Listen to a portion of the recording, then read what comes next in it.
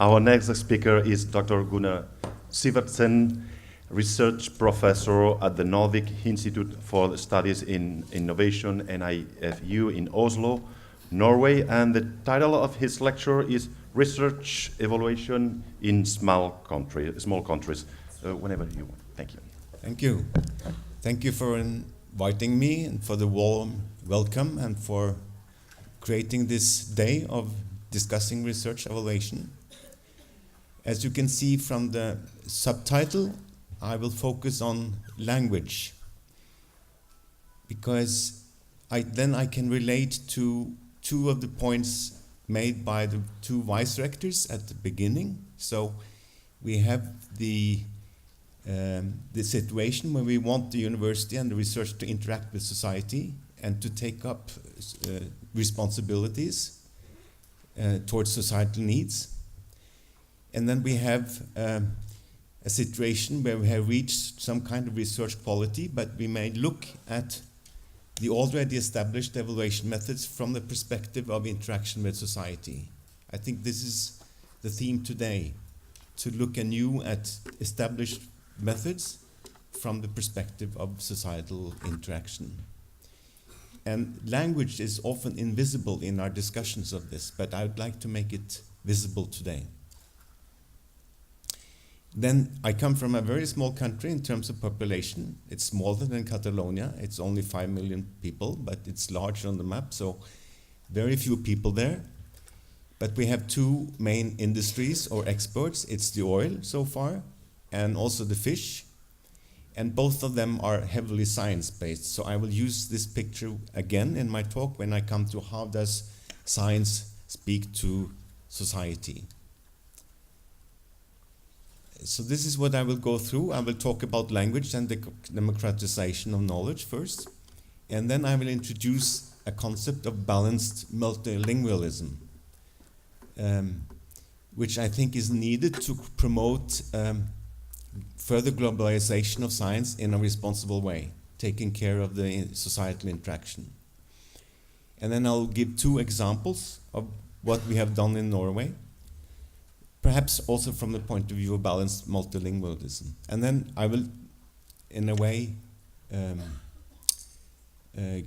create a kind of critical discussion then to illustrate the importance of these issues by discussing mainstream centralized research evaluation and funding in relation to what is defined as responsible research and innovation policy in the EU, because I think there's a real conflict there. So we start with language and democratization of knowledge, and this is a historical perspective done in 2 minutes. So I think you recognize this. So there used to be an international language of science, but science was within the elite. And something has happened since then. And by these 6 points, I describe 200 years of history. And I think you can easily recognize it. And I don't think there's any way back. So knowledge is part of society, and knowledge should be shared with society. So the native languages are needed for science, not only the international language. And then it became English during the 20th century. We all know this history. It started with some other major languages being the international language of science, but it became English at the end of the century. And this is one of the signs that there's perhaps no way back when we discuss what is the international language of science, at least in most areas. But I'll show you some examples of alternatives to this understanding on my way. Now here's an interesting example. We are in Vienna. It's the conference, the International Conference of Neo-Latin Studies. Neo-Latin Studies, that's the studies that still speak Latin to each other. So you can see that the conference the information is in Latin and then in English. I attended this conference before I went to Vienna. It's every 3 years, so I was in. But I show you first. It has 6 official languages. It's almost ideal. Even Spanish is an official language of this conference. And you can even present in Latin and be understood. I attended this conference. This was that time president, and she used all 6 official languages in her welcoming speech. So she would have the same long speech, but then she would change language 5 times while she was speaking. It was so impressive. It's really ideal. But then I go back to the Vienna conference, and it says in the advertisement that papers can be given in any of these official languages, but please be aware that at this meeting, papers not delivered in English attract a much smaller audience than those that are. So I illustrated with physics first, now I illustrated with humanities. So then we have established that English is the international language, but we need to go further. So this is a measurement to what degree Norwegian scholars are using language in their peer-reviewed scholarly publications. And you can see that a much larger share of the publications will be in Norwegian, in the humanities and social sciences, than in the sciences. But also in the health sciences, where you have some professionally oriented journals that publish in Norwegian, they represent interaction with society, and at the same time are scientific journals. And there's a kind of decreasing trend. But my opinion is that they will still be publishing in Norwegian, in humanities, social sciences, and also in medicine in 30 years. And this is because it's about the interaction with society. It's why the humanities, social sciences are there. They speak to the same culture and society that they study. Now, it doesn't, in the national part here, I say international languages because it's not only English in Norway either. So we have Spanish as one of the languages that we record from scholars who work in Norway. How do the sciences speak to society? It speaks through this science-based technology. It doesn't speak through scientific publications. So the Norwegian scientists, they will publish in these specialized journals, but they will not reach any Norwegian audience, and we cannot expect them to do. So science needs other languages than those of the scientific journals to interact with society. And sometimes it interacts more with what they do than with their talk or writing. But these science-based industries could not be there in this country without the science and the scientific publishing. So there are 2 perspectives here. It's the elite or the specialized language of international publishing, and then it's the relation to society. And scientists in Norway, and I'm sure also in Catalonia and in Spain in general, also have publications for general audiences. And they are more prevalent in the humanities social sciences. And the tendency is increasing. But all parts of the sciences, there are researchers who also communicate in Norwegian in publications to society. And the thing is then how to stimulate that also in research evaluation. Now in humanities social sciences, you can recognize that they may speak directly to society in their publications. So the question of scientific language is different there, because you can have a very good scholarly publication and it can reach an audience beyond scientists. And therefore it's more usual to write in the native language. So that makes this picture meaningful again. that we cannot expect the social science humanities to turn into international languages all the time. Now I will introduce the concept of balanced multilingualism on this background.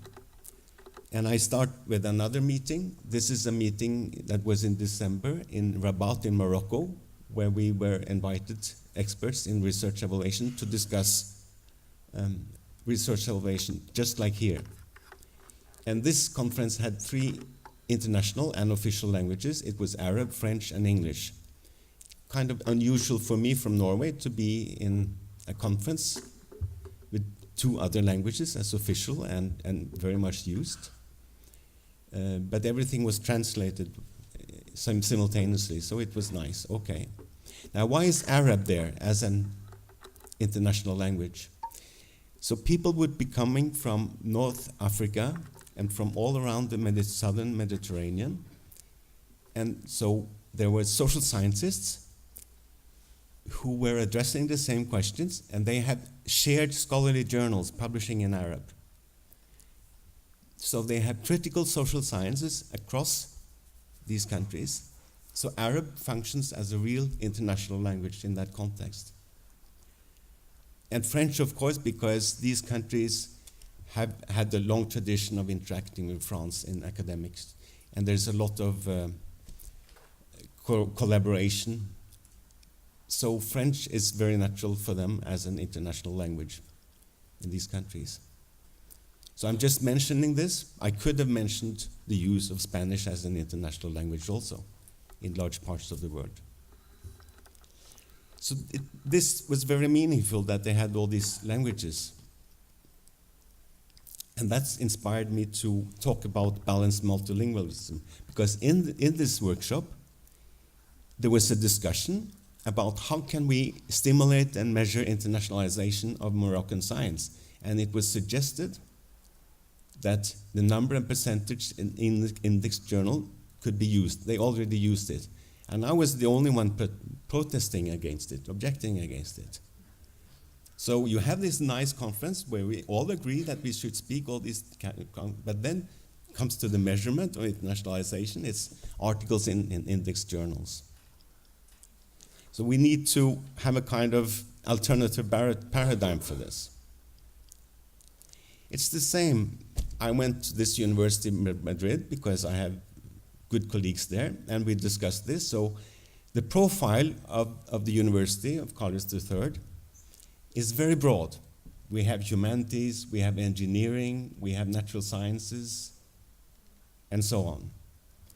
But they still use the first quartile from journal citation reports as the indicator of the whole university. Also because they have the sextennial that stimulates this.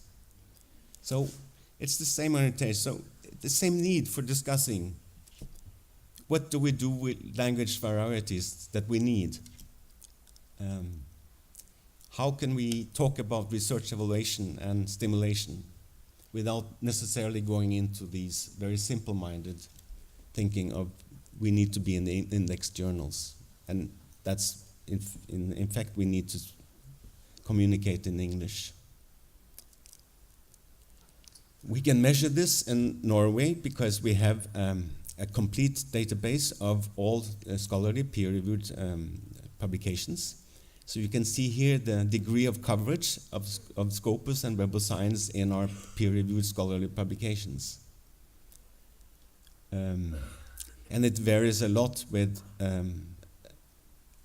the field of research, and there's never any complete coverage. So in a way, in Norway, we have said we will not define what is good research by using a commercial database. We use it for several other purposes, but not to define what is good research. We defined what goes into the database ourselves by some definitions that have been agreed across all the areas of research that you can see there. Now, this is the concept. I wish to dissolve this simple dichotomy between English on one side and any other language on the other, and replace it, the present hierarchy of values, which is connected to that, and also the incentives, with a more useful and realistic concept for understanding and promoting globalization of science and societally responsible research at the same time. So balanced multilingualism is to consider all the communication purposes in all different areas of research and all the languages needed to fulfill these purposes in a holistic manner without exclusions or priorities. And it is also to establish instruments for documenting and measuring the use of language for all the different purposes of research, thereby providing the basis for monitoring further globalization of research in a more responsible direction. So this is a kind of monitoring from this perspective. We also know the publications in Norwegian. We can see them in context with the international publications. And this is also about measurement of what goes on in publications that are addressed to a wider society. So if I return to the example of Morocco then, it would be to take into consideration the present use of Arab and Berber, which is also a spoken language in this country, English and French, for different purposes, and then to be able to document their usage in all contexts. And in fact, Morocco already has this complete database of publications, not only the Web of Science or Scopus, but they are not thinking about using it. Perhaps they might use it now in this perspective. And then, if there was an agreement to gradually increase the use of English, it might be needed in Morocco, published in international journal. Then it would be a question of reaching a new balance where you could still, the three other languages could still be used in context where they serve the purpose more efficiently than English. So it's a dynamic concept. So then you can attach your goals, what you want, to monitoring real data without just choosing one database to direct you. Is there a conflict or is there a balance? So there has been some studies of Spanish sociology where the main finding is that when you publish in Spanish, you publish about different themes and you reach different audiences. If you publish in English, you publish in other themes that are dominated by American sociology, and you reach another audience. So in that way, from that perspective, there's a conflict here. It's just two separated ways of doing research. But I have some data from Norway that tells us that researchers actually combine this. And we can combine it in our data. So on top you can see National Journal for Sociology in Norway. It still takes 13% of all articles. And then you have all the other journals that are mostly publishing in English, that are international. And we have this one Scandinavian journal publishing in English. So the Norwegian Sociological Journal plays a role, and an accepted role. And I'll return to that later on. Now, if we measure what the researchers actually do, it's not, so the National Journal does not take just one community of sociologists and then the other communities out there in the national journals. Sociologists in Norway, they do both. Now, the interesting thing on the international scene is that the researchers have been moving away from the common Scandinavian English language journal to a wider set of more specialized journals. And we can see that when they go to conferences as well. So they don't go to they are not sociologists in general when they go international. Then they are communicating with experts in the same specialization. But when they go back home and write for the Norwegian journal, they are in a complete community of all sociology. So the national journals and the international journals play different roles. Now this graph shows that the researchers actually do both, because this adds up to more than 100%. So researchers will both communicate in Norwegian when they do scholarly publishing, and they will communicate internationally. And then perhaps we can talk about developing a balance that is reasonable according to goals. Now I'll give two examples now.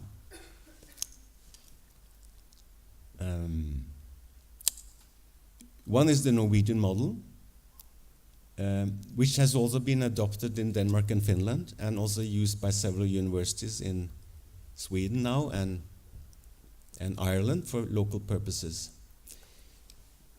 Now, this is not an evaluation model. We have a national research assessment system which does not influence funding. We do all the things that Paul Walters had on the last slide. All of these things are in the tradition of national research evaluation. And since it's independent of funding, we can also do it thematic. So we recently had an evaluation of climate research, independently of the institutions. And this year we are having an evaluation of the social sciences. And it's done by panels of experts visiting the country, and it's mixed methods, and it's looking into the purpose of research and everything. So this is not an evaluation model. It's a model for direct funding of universities. Now in Spain, you fund universities on the regional level. We do it on the national level. Our universities, the professors are not civil servants. So the universities recruit them themselves. The universities themselves decide their salaries. So this is only about how to fund the universities to do all this. And we have no sextennial, because this is individual evaluation. Instead, we have the National Research Assessment System, which goes beyond, it's over the individual level. I'm showing you this not only because of this ranking. Ranking does not make sense in evaluation in general, but in this funding model, there's a ranking. Now you can recognize here that publication points, what we measure, is only part of several indicators for funding of universities, and most of the funding is not related, 69% is not related to indicators. It's block funding according to historical distribution of funding. Now, for doing this, we have a complete national database of records. These are my four scholarly publications a few years ago, and two of them would be in Web of Science, so it was imported to the system, and I could just validate the references. But I also had a book written in Norwegian and published in Denmark, and I had an article in a book in Norwegian. So I could add those. So those four publications were then the complete representation. This is what happens in the database. We can add publications that are not in Web of Science to the Web of Science records. And so we use it for several other purposes, as you can see on my last point. And it would not be affordable without all those multiple uses of the data. So this is the kind of data that is underlying the indicator. And then we can add new journals all the time. We can suggest new channels. And we also have this parallel service that we are servicing now on the European level for the humanities and social sciences. But the publication indicator has a ranking. It has publication points according to type of publications. It has a way of distributing points across institutions if several institutions contribute to it. But then we have these two levels. Some publication gets more points than others. Now, if there was a true balance, we wouldn't need to, then all publications in all kinds of journals and publishers would count the same. But that was not possible to implement because so many researchers feel that it does make a difference where you publish. So the resolution to that was that 20% of the publications can go into in each field journals or publishers that are selected. So, some examples. So it will mostly be the leading international journals, a very few of them, and then all other journals will be on the normal level. There is some kind of ranking, but it's different from the sextenio, because here in this model, it covers all fields of research. The journal on the top level does not need to be in the Web of Science, so the humanities feel at home. And the other difference is that the academic community of Norway are deciding what goes on the top. It's not done by an indicator from a database. So there's involvement in this. So you can see with the example of sociology that these journals have been selected for level 2. And usually the Norwegian National Journal will be only on level 1, but it will be there together with many other international journals. So we're not saying that everything that is international is better than national. We're saying that if you want the international level to prioritize it, just do it with 20% of the publications. 80%, everything will count the same. So you see the same pattern here in media and communication, where there's also a national level, journal on top according to the frequency of publications. And we don't use the imperfecta directly, but of course there's quality control for inclusion in the whole thing. So it's a response to the need for ranking, but then how to do it in a kind of responsible way. And it has been studied, and because it takes all fields of research into consideration, also the humanities and social sciences, it has been judged as perhaps preferable. So it's not quite balanced, but it's all inclusive. And it's then defined by the research communities. And then on level 1, I think it's important that the national levels do not come at the bottom of a hierarchy, that they are there together with most other publications. And then it's more dynamic than the commercial databases in its uptake. Here's another example.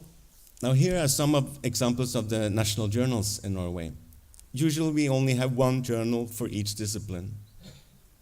Now you can see the name, how the Norwegian name for word for Norwegian, and also the Norwegian name for journal, Tidsskrift. It's similar to Zeitschrift in Germany. Now these disciplinary journals, they had a long tradition of communication with society. That's one of the reasons why they are in Norwegian. But they were threatened by decreasing subscriptions and increasing needs of subsidies. So I wrote this article and I said, why not make all of them open in the same turn? Why not just shift to open publishing and then subsidize them as that? And so I did a study for the Research Council of these journals and went into their contents, who published their roles in communication, and then I proposed this new business model, which was implemented last year. So the solution was to have this narrow selection of most respected social science humanities journals, no author payment. So instead there's a funded, the whole thing is funded partly by the government, partly by a consortium of the institutions. So they are on a platform. And then it's monitored by a national panel appointed by the deans. So this is one example. So with this step, we could make more than 13% of all articles from Norwegian sociology open. And in some fields of humanities and social sciences, it's even up to 30-40% in one turn. Now, why did we not choose author payment? Because they are not just article collections. They are for scholarly communication. This is the contents of this sociology journal. So original articles appear together with other kinds of articles. It's a place to meet, not just to publish single articles. So you need to support that. And also, it's not only researchers who are publishing there who have affiliations at universities. This is also one reason why we didn't use author payment. Now, this little discussion then, to make really my point, it's about the conflict between responsible research and innovation and the mainstream centralized research evaluation and funding. Because I think we need to discuss this also on the European level. So RRE is very, very ambitious. You can see here it implies, they say, that societal actors, researchers, citizens, policymakers, business, third sector, organizations, etc., work together during the whole research and innovation process in order to better align both the process and its outcomes with the values, needs, and expectations of society. So I ask, is this possible in English only? They also say that public engagement then is about co-creating the future with citizens and civil society organizations, and also bringing on board the widest possible diversity of actors that would not normally interact with each other on matters of science and technology. I don't think this is possible in English.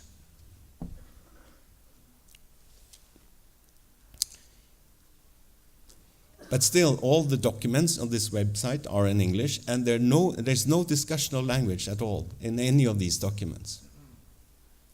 You can search for keywords, you can search for words, language is not mentioned. So often when we talk about research evaluation, we make language invisible. But as I tried to demonstrate that if we talk about language at the same time, then we can talk more responsibility about what research really does and how it communicates. So I think the systems that are actually used for funding and research evaluation at European level, they demand, all of these procedures demand the use of English. Of course, it's needed because when we get together and evaluate and fund, we need to have one common language. But still we have to think that the criteria for funding and evaluations, they are point in the same direction. And the practice is then reinforced sometimes by unofficial use even of performance indicators based on commercial data that point in the same direction. And so I think at this point RRE policy is unaware of the language dimension, thereby unaware that there is a real conflict here between EU practices in research evaluation and funding and this policy. And I think this policy is very ambitious, it's very good, it's needed also on the local level, and that's why we have to talk about local and national evaluation systems in the same context. So I come to the conclusion now. So a balanced multilingualism would then be to ensure that all the communication purposes in all different areas of research and all the languages needed to fulfill these purposes are considered in a holistic manner without exclusions or priorities. And then that instruments are established for documenting and measuring the use of language for all the different purposes in research, thereby providing the basis for the monitoring of further globalization research in a more responsible direction. And then that the same instruments are used for documentation in relation to evaluation and funding criteria in research, thereby stimulating societally relevant and responsible research and innovation. Now I think, like Paul Waters, that evaluation has to be adopted to the purposes of the local research going on. So there's no solution for, there's no general solution to research evaluation. It's more about learning, about getting new views of how you can improve. But the basis for information, the information that informs this research evaluation, which is also always adopted, can be an integrated research information system that provides information. So the information for evaluation does not always have an only local solution. One department, one university. Instead, some universities might come together and create this information, and then make it possible to have a policy of balanced multilingualism in further development of research evaluation. Okay, thank you.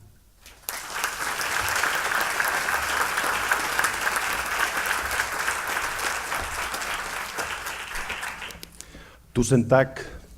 Moltes gràcies, muchas gracias. Thank you very much. And are there any questions for Dr. Sivertsen? Over there, please. Not translation in Latin today. It's not available, please, in English. If you can introduce yourself. Hello, it's here. Okay. It's Alba Puigdomènech from the General Directorate for Research in Catalonia. Mm-hmm. So my question is, I see very clear the importance to communicate to the society and the participation of citizens in science. But do you think that it is very important to continue writing papers in a specialized language, because these papers are for other researchers? There is the way that they know where is science, and it's another kind of communication, the communication to society with the language of their country or something like this. And at this point, I don't see if it is necessary that each researcher has the capability to write the science for communication, for people, for citizens, and evidently the science for specialists, yes, it must have. Yes. So, because for me, I don't know if I have understood all you have told us, but I am a little afraid that a merge could be here, no? And what do you think about it? Yes. I think that we are at the point of history now where we can all agree that we need to publish internationally. Yes. So that's the way science works now. But we have research evaluation systems. Of course, like the Vice Rector said 30 years ago, it was a giant step forward to have the 6th annual. It really changed the focus. But we have reached a time now where we can think of do this. So we want to stimulate globalization, we want to stimulate high quality on the international level, but are our evaluation systems also considering the societal responsibility? And then you asked, should each individual researcher contribute? But I think that depends on talents and motivations and capabilities, as you said. But my ideal of a humanist today, or a social scientist, is that you actually are professionally bilingual. That's my ideal. But coming down to the management level, the personal level, I wouldn't ask it. But on the organization level, you need to have an organization that takes care of all its responsibilities and all the ways that languages are needed, as I say here in the first point, to reach all those purposes at the organizational level. Yeah. Any question over there, please?